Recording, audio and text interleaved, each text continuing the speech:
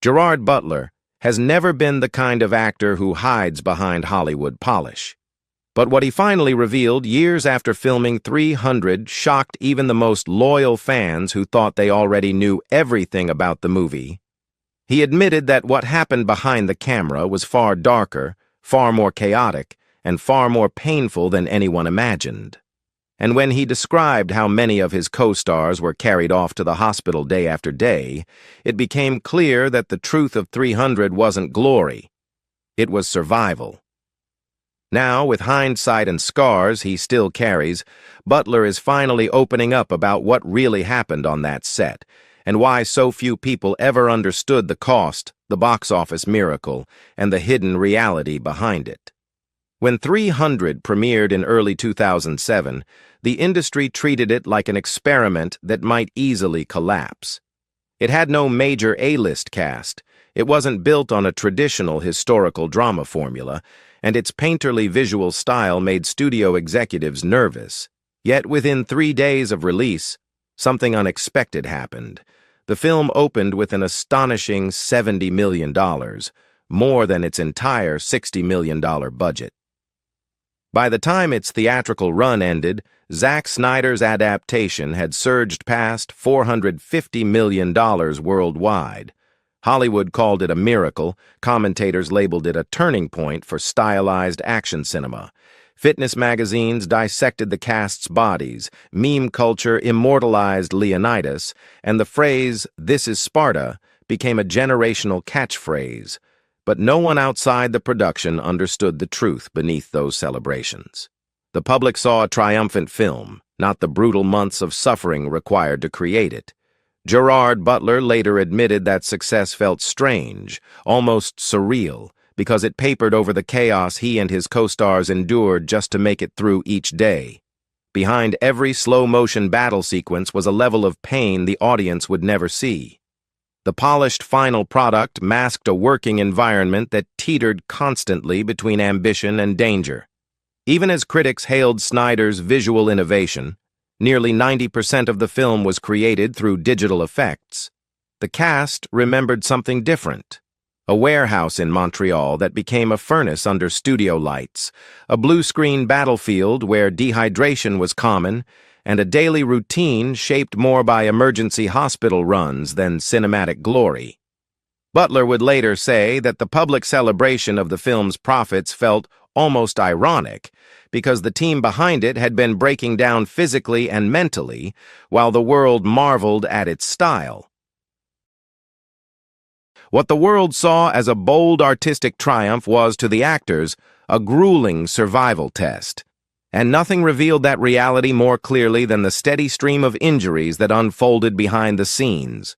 The part of the story Butler would only begin telling many years later, the daily toll, pain, danger, and the hospital runs no one knew about. Long before 300 became a cultural phenomenon, its set had already become notorious among the cast for a far more troubling reason. The sheer number of injuries happening on a daily basis. Gerard Butler would later reveal to People magazine that filming the battles felt less like acting and more like surviving a brutal endurance course. "I remember every day somebody was getting taken to the hospital," he said. And he wasn't exaggerating. He described turning around in the middle of a choreographed fight to see a stunt performer collapsed with a spear jammed into his eye. On another day, before anyone could process what happened, another man slipped on the sweat-covered floor and snapped his ankle. For Butler, the word insane wasn't dramatic, it was accurate. The weapons on set were dulled, but not harmless. The choreography was practiced, but not safe. Actors were encouraged to perform their own sequences for realism, which meant that one misstep could, and often did, lead to serious injury. Every swing of a sword, every shield bash, every fall to the ground increased the chance that someone would be next to be rushed to the hospital. The chaos wasn't only physical. Long hours under scorching studio lights dehydrated the cast, especially during days when they wore layers of armor or leather.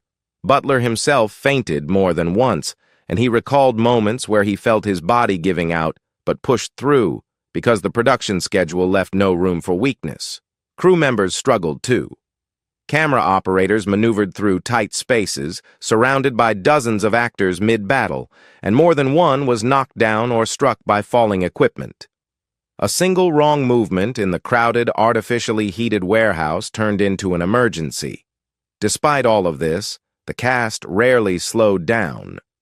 The pressure to keep the film on schedule meant working through pain, taping injuries, wrapping swollen joints, and returning to the fight again. The brutal transformation, the punishing Spartan training program. Before a single frame of 300 was filmed, Gerard Butler and the cast had already entered a world of exhaustion, injury, and physical punishment. Their transformation into Spartan warriors didn't begin with costumes or makeup. It began in a gym known for testing the limits of even elite athletes, Gym Jones. Under the direction of Mark Twight, a trainer infamous for pushing bodies far beyond breaking points, the cast underwent months of relentless conditioning. Butler trained for nearly 7 months straight, often for 6 hours a day, combining heavy lifting, CrossFit-style circuits, sword-fighting drills, and full-contact practice sessions designed to simulate combat. The goal was not to look strong, but to be strong, building a level of functional muscle that could withstand the demands of the film's unforgiving choreography. Twight's program was not traditional Hollywood fitness. There were no easy reps, no soft encouragement, no shortcuts. Actors flipped tires, sprinted until they were nauseous, swung kettlebells until their arms trembled, and did endless circuits of push-ups, deadlifts, pull-ups, and box jumps. Many called the training punishment, and Butler openly admitted it nearly destroyed his body. Tendinitis, hip problems, and a torn rotator cuff became part of his daily life. At one point, the strain was so severe he couldn't lift his arms properly. Yet he continued, driven by fear of failing the role and by the pressure to prove that Leonidas was more than makeup and lighting. He was the product of real commitment. The training didn't stop when filming began.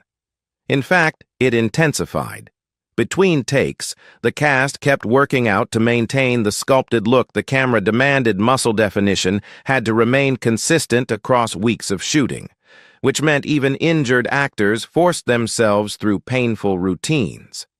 The famed 300 workout, 300 reps with no rest, became a symbol of this pressure. Only one cast member ever completed it fully.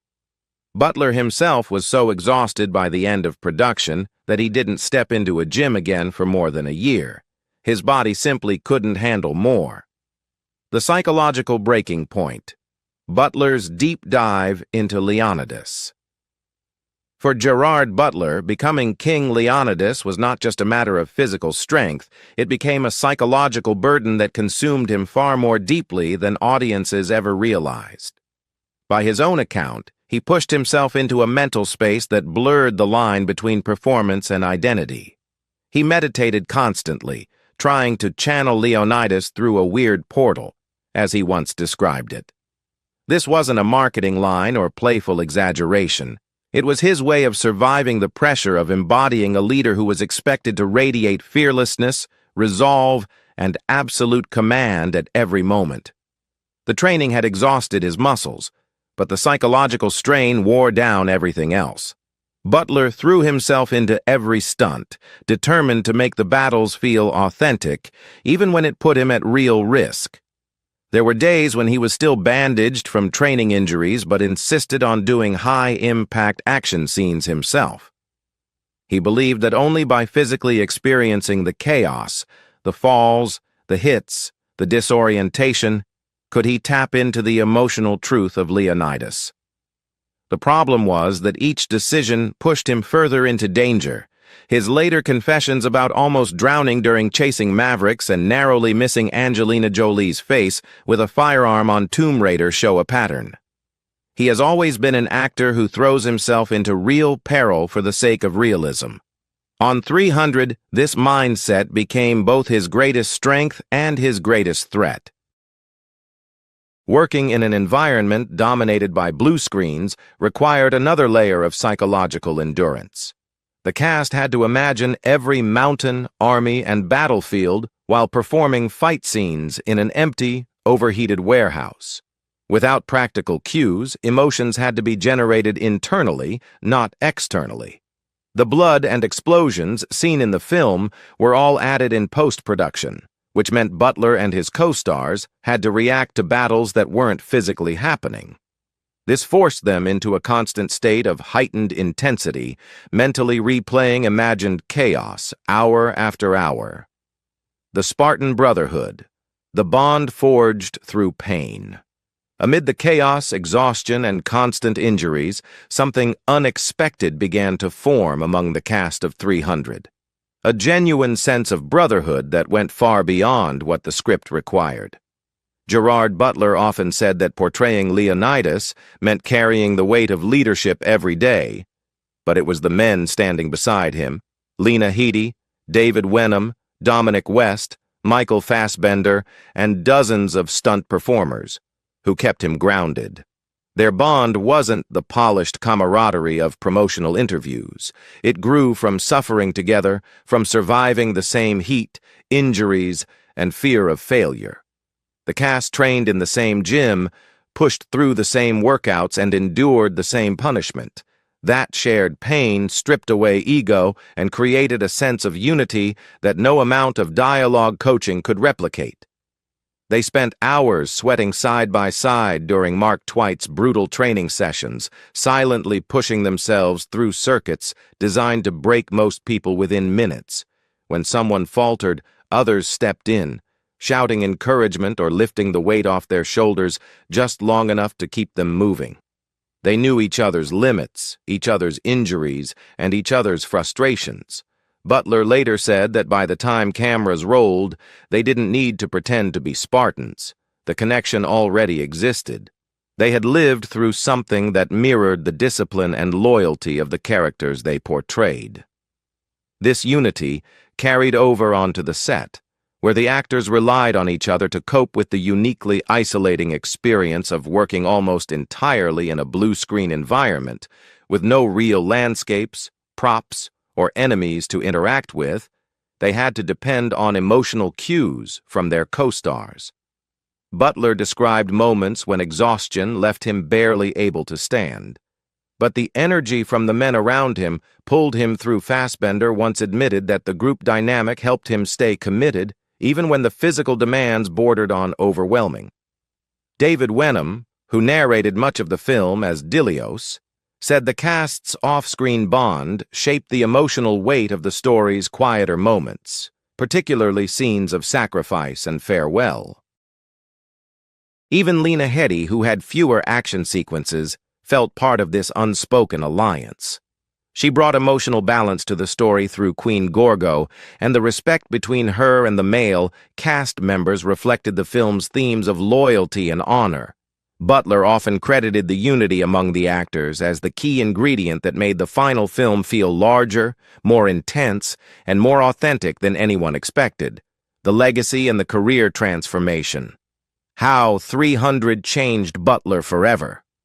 When 300 exploded into a global phenomenon in 2007, Gerard Butler's life changed overnight. Before the film, he was an actor with potential. The Phantom in The Phantom of the Opera, supporting roles in films like Reign of Fire and Timeline, but not yet a household name. Everything shifted the moment audiences saw him step into frame as King Leonidas. His roar became an instant piece of pop culture, and the physicality and emotional force he brought to the role transformed him from a rising actor into one of Hollywood's most recognizable leading men. Yet behind that transformation was the heavy cost of the journey he had just survived. The success of 300 opened doors to genres that showcased his range. He softened his image in P.S. I Love You later that same year, a role that allowed him to show vulnerability instead of ferocity. Then he pivoted back to darker material in Rock'n'Rolla and Law-Abiding Citizen, films that reinforced his ability to play men haunted by trauma and driven by raw intensity. Hollywood saw what 300 had proven. Butler could anchor a film on his own, whether the story required brute force, emotional depth, or a combination of both. Over the next decade, he built a reputation as an action heavyweight with emotional grounding. The Fallen franchise. Olympus Has Fallen, London Has Fallen, and Angel Has Fallen cemented him as a dependable box office draw. He led disaster films like Geostorm, returned to myth-inspired epics with Gods of Egypt, and explored more vulnerable character-driven roles in Greenland and Machine Gun Preacher. Each project reflected the same commitment he had carried onto the set of 300. Fully investing himself in the physical and emotional truth of the character, even when it pushed him into danger, the pattern followed him into other productions. While filming Chasing Mavericks in 2012, he was nearly killed after being swallowed by massive waves and pulled underwater. He recalled thinking he wasn't going to survive the incident. He was dragged from the ocean, taken to the hospital, and revived with medical intervention, including a defibrillator. He also accidentally injured co-stars on other films, leaving Hilary Swank with a permanent scar during P.S. I Love You and nearly shooting Angelina Jolie during a stunt in Lara Croft, Tomb Raider, The Cradle of Life. Even on his most recent work, Den of Thieves 2, Pantera, he filmed through a torn ACL. Gerard Butler's honesty about what really happened behind the scenes of 300 leaves the film looking very different from the version the world thought it knew. The glory, the strength, the iconic moments, they were all built on exhaustion, injuries, danger, and a level of sacrifice most viewers never imagined. But maybe that's what made the final result so powerful. It wasn't just acting. It was endurance, commitment, and a cast pushing far beyond their limits to bring a story to life. What about you? Did any of these behind-the-scenes truths surprise you? Tell us your thoughts below and don't forget to like and subscribe for more untold Hollywood stories.